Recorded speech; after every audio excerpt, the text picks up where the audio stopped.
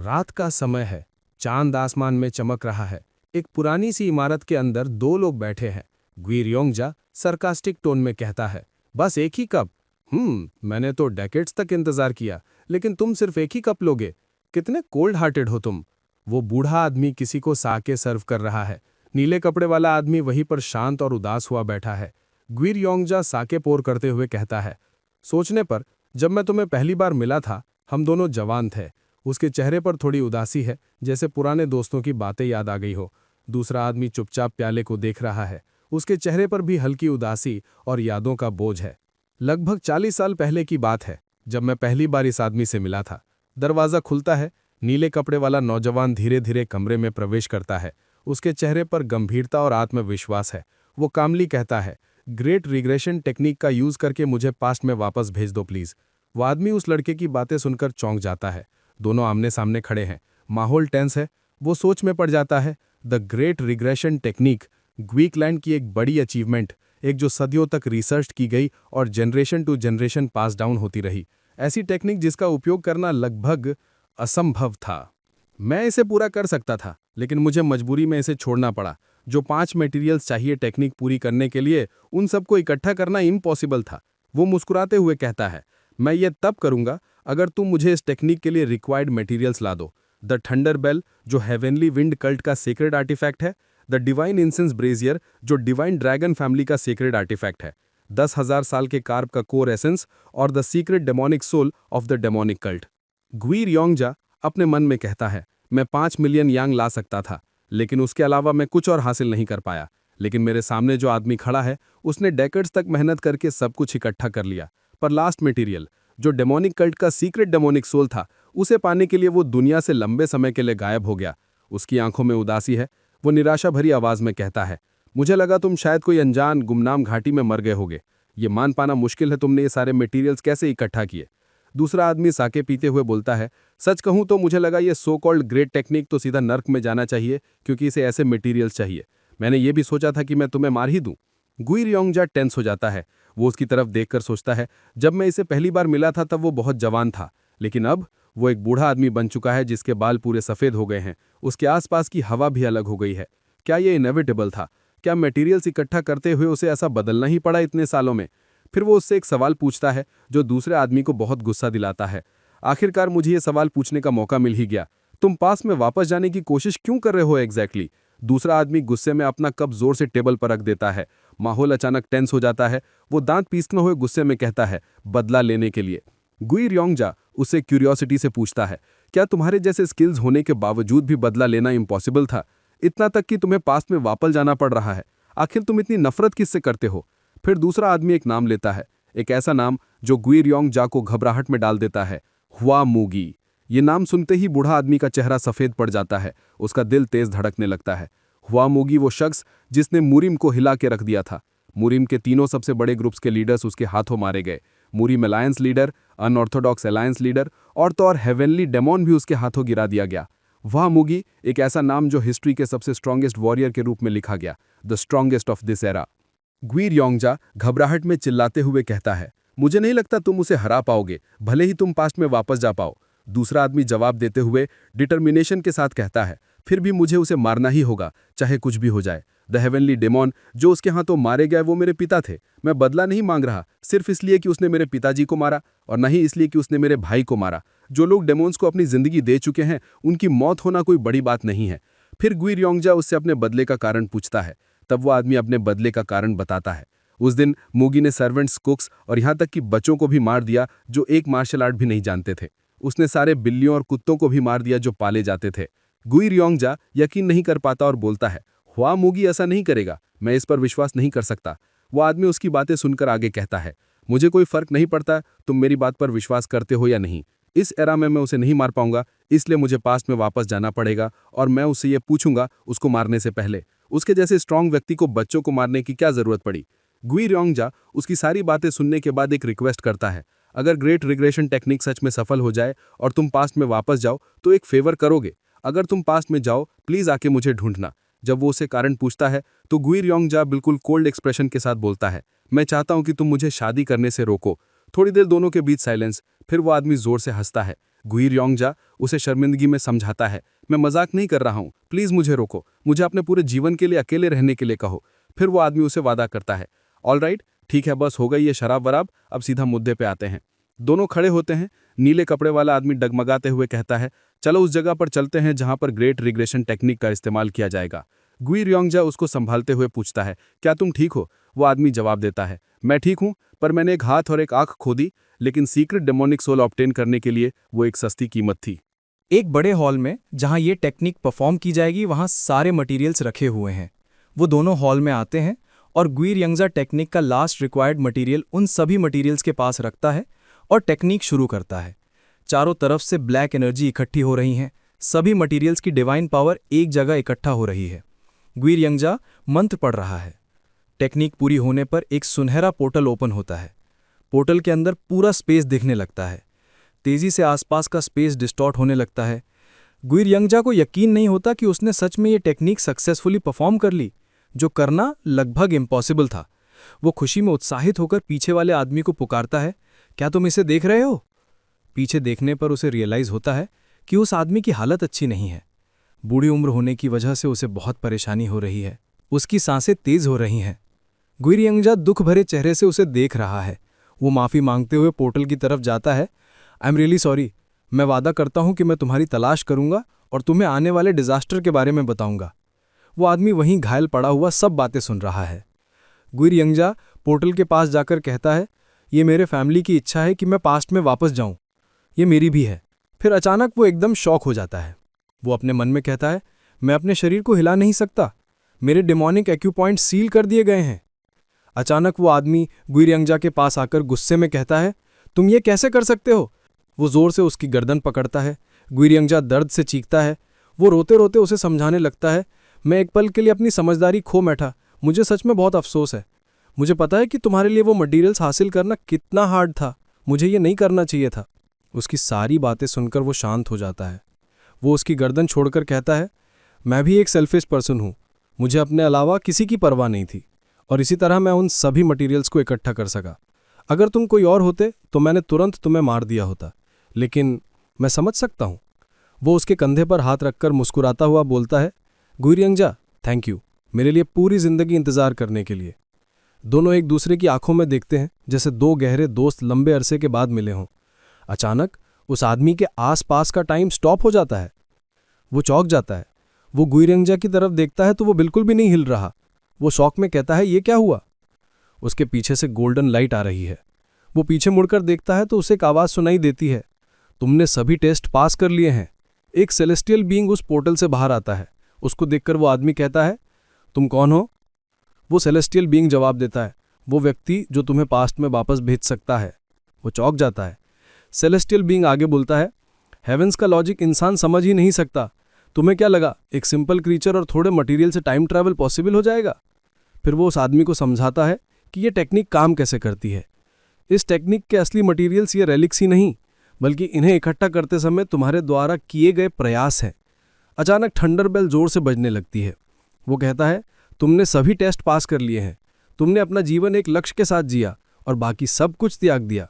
गुइर यंगजा को माफ करना तुम्हारी फाइनल टेस्ट थी, सबसे कठिन, जो तुम पास कर चुके हो। उसकी बातें सुनकर वो आदमी कहता है, अगर मैं सारे टेस्ट में पास हो गया हूं तो मेरी इच्छा पूरी कर दो, प्लीज मुझे पास्ट में वापस भेज दो। फिर सेलेस्टियल बीइंग उसे एक सवाल पूछता है, अगर तुम वापस पास्ट में जाओगे तो क्या करोगे? वो गुस्से में जवाब देता है, मैं उन्हें मार दूंगा जो मरने लायक है और उन्हें बचाऊंगा जो मरने लायक नहीं है। शायद मैं वापस जाने के लिए बेताब हूं क्योंकि मुझे अपने जीने के तरीके पर पछतावा है। फिर वो उसे पूछता है, बस इतना ही? बस तुम्हारा पछतावा? वो आदमी चिल्लाते हुए कहता है, सब कुछ। जन्म से ही मेरे कोई भी एक्शन सच में मेरे नहीं थे। मैं किसी और चीज से प्रेरित था, घटनाओं से प्रेरित, और इससे पहले कि मैं कुछ समझ पाता मेरी लाइफ खत्म हो गई। सेलेस्टियल बीइंग हंसते हुए गायब होने लगता है। मैं क्यूरियस हूं तुम्हारी जिंदगी के बारे में। टाइम फिर से चलने लगता है, जैसे एक सेकंड भी नहीं गुजरा। गुइर यंगजा माफी मांगते हुए कहता है, ओह मुझे पता है कि यह बेशर्मी है, लेकिन प्लीज अपना वादा मत भूलना। वो धीरे धीरे पोर्टल की तरफ जाता है। पोर्टल के अंदर जाने से पहले वो गुइर यंगजा को आखिरी अलविदा बोलता है, stay well my only friend. गुइर यंगजा चिल्ला के कहता है, अरे जो मैंने तुमसे कहा था उसे याद रखना। जैसा ही वो पोर्टल में जाता है पोर्टल गायब हो जाता है। वो होश में आता है। एक स्टेज पर खड़ा है और सारे लोग उसके लिए चीयर कर रहे हैं। तब उसे रियलाइज़ होता है कि वो सच में पास्ट में आ गया है। वो मुस्कुराता है, मैं सच में पास्ट में वापस आ गया हूँ। अचानक उसकी नज़र कुछ लोगों पर जाती है। स्टेज से थोड़ा दूर एक कासल में कुछ लोग बैठे हैं। उसके सेंटर सीट पर हेवनली डीमन बैठा है। वो अपने पिता को देखकर स्माइल करता है। फिर कोई चिल्लाता है, आप हमें कब तक इंतजार कराते रहेंगे सेकंड यंग मास्टर? वो मुड़कर देखता है। एक फियर्स लुकिंग आदमी अपनी तलवार जमीन पर पटकते हुए कहता है, लेट्स स्टार्ट दिस फाइट। फिर उसे रियलाइज होता है कि आज नए डीमन स्कर्मिश का दिन है। वो अपने मन में सोचता है, मेरे पिताजी जो हेवनली डीमन है, उन्होंने अनाउंस किया था कि अगला कल्ट लीडर सिर्फ उनके ब्लड लाइन से ही नहीं चुना जाएगा। इस अनाउंसमेंट ने पूरा कल्ट हिला दिया, क्योंकि इसका मतलब था कि जो भी सबसे स्ट्रांग होगा वही नेक्स्ट हेवनली डीमन बन सकता है। अपने शब्दों को साबित करने के लिए उन्होंने अगली जनरेशन के लीडर्स के बीच एक फाइटिंग कंपटीशन शुरू की, और जो न्यू डीमन स्कर्मिश जीतेगा उसे मौका मिलेगा हेवनली डीमन के 2 बेटों में से एक को चैलेंज करने का। जो भी जीतेगा उसकी कोई एक विश हेवनली डीमन खुद पूरी करेंगे। वो वॉरियर गुस्से से बोलता है, गिव अप कर लो जब तक तुम कर सकते हो। ग्याम मुगुक वहीं शांत खड़ा रहता है, जबकि बैकग्राउंड में सब लोग उसके लिए चीयर कर रहे हैं। फिर वो सोच में डूब जाता है। मुझे याद है, तब मुझे बहुत बुरा लगा था कि इसने मुझे चुना था। उस वक्त मुझे लगा था कि इसका मतलब है कि मैं अपने बड़े भाई से वीक हूं, पर अब सोचता हूं तो शायद वजह कुछ और थी। उसने मेरे किचन के कुक को रिश्वत देकर मेरे राइस में एनर्जी डिस्पर्सिंग पॉइजन मिला दिया था, ताकि मैं अपनी एनर्जी का यूज ही ना कर पाऊं। उस गंदे ट्रिक की वजह से मैं मैच हार गया था।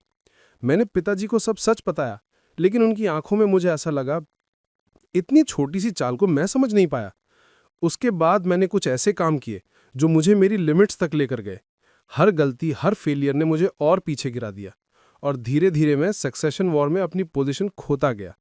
ग्याम मुगुक अपने चेहरे पर सीरियसनेस और डिटर्मिनेशन के साथ कहता है, सब कुछ आज की हार से शुरू हुआ था। अगर मुझे अपनी जिंदगी को पास्ट से अलग जीना है तो मुझे हर हाल में जीतना होगा। तभी सामने खड़ा वॉरियर जोर से चिल्लाता है, सेकंड यंग मास्टर, मैं तुम्हारे सामने हूं और तुम फिर भी डिस्ट्रैक्टेड हो। ग्याम मुगुक कंफ्यूज होकर उस वॉरियर से पूछता है, वैसे तुम्हारा नाम क्या है? वॉरियर गुस्से से गरजता है, क्या तुम्हें मेरा नाम तक नहीं याद? क्या तुम मुझे इग्नोर कर रहे हो? मेरा नाम गुफ्युंग हो है। गुफ्युंग हो गु च्योनपा के 7 डिसाइपल्स में से एक है, जो ब्लड हेवन सॉर्ड डीमन के नाम से जाना जाता है। गुफ्युंग हो उसका 5वां डिसाइपल है। वो नाराज होकर बोलता है, अरे तुम्हारी हिम्मत कैसी हुई मुझसे मजाक करने की? लगता है तुम्हें अपनी एबिलिटीज पे काफी कॉन्फिडेंस है। ग्याम मुगुक अपने पिता की तरफ देखता है और सोचता है, मुझे पहले नहीं पता था पर अब लगता है मैं समझ रहा हूं। उनकी वो आंखें, पिताजी पहले से जानते थे कि मैं एनर्जी डिस्पर्सिंग पॉइजन से पॉइजनड हूं। वो बस ऑब्जर्व कर रहे थे कि मैं इस प्रॉब्लम से कैसे निकलता हूं। पर मैं अलग हूं, मुझे अपने पास्ट लाइफ का नॉलेज है।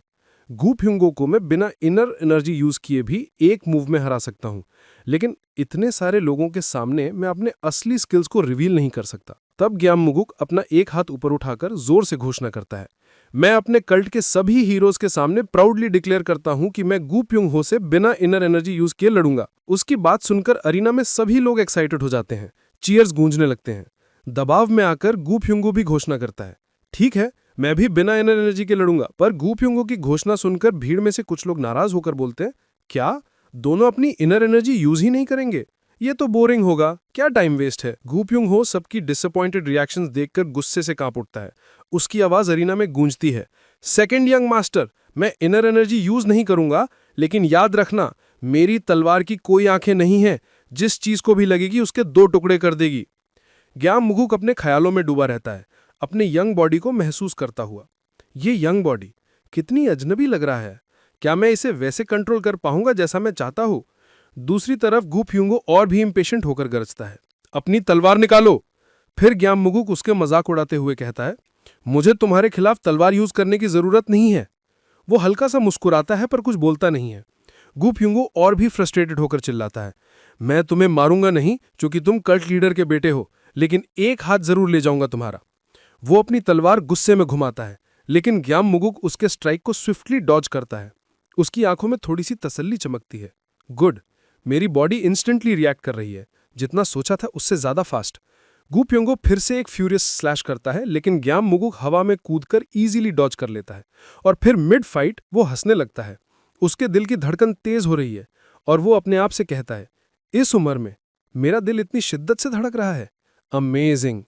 उसकी हंसी देखकर गु प्युंगो और भी पागलपन में चिल्लाता है, कमीने, तू लड़ाई के बीच में हंसता है? तेरी मुझ पे हंसने की हिम्मत कैसे हुई? गु प्युंग हो को माइंडलेसली चार्ज इन करते देख गियोम मुगुक लाइटनिंग स्पीड से डैश करके उसके चेस्ट पर अपना एल्बो घुसा देता है।